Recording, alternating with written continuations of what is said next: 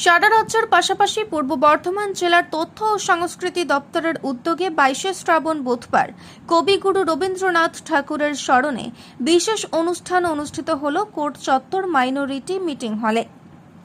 এদিন সমবেত সঙ্গীত ও একক সঙ্গীত সহ কবিতা পাঠ অনুষ্ঠিত হয়। শহরের বিভিন্ন প্রান্তের সঙ্গীত শিল্পীরা উপস্থিত থাকেন এই অনুষ্ঠানে। পাশাপাশি এদিন বেশ কিছু লোকশিল্পীর হাতে রাজ্য সরকারের পরিচয়পত্র তুলে দেওয়া হয় বলে জানান জেলা তথ্য ও সংস্কৃতি দপ্তরের আধিকারিক রামশঙ্কর মণ্ডল।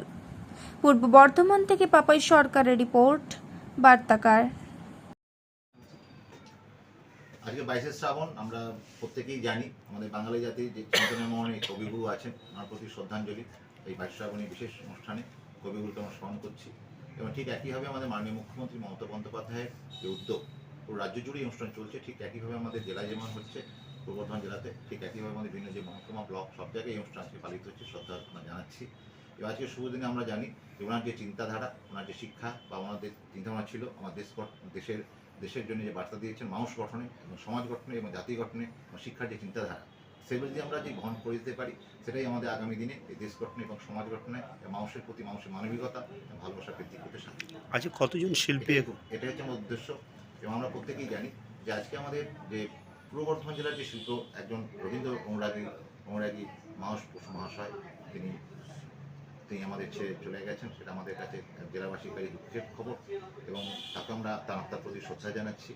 এবং আজকে আমরা জানি প্রত্যেকেই যে গঙ্গা জল দিয়ে গঙ্গা পুজো, ঠিক একইভাবে আমরা যে রবীন্দ্রসঙ্গীত, তার রবীন্দ্র আবৃত্তি এসব নিয়েই আজকে আমরা সারাদিন ধরে বেশ সাংস্কৃতিক অনুষ্ঠান আছে, যার মধ্যে কম বেশি 10টি সমবেত সঙ্গীত এবং আবৃত্তি আছে।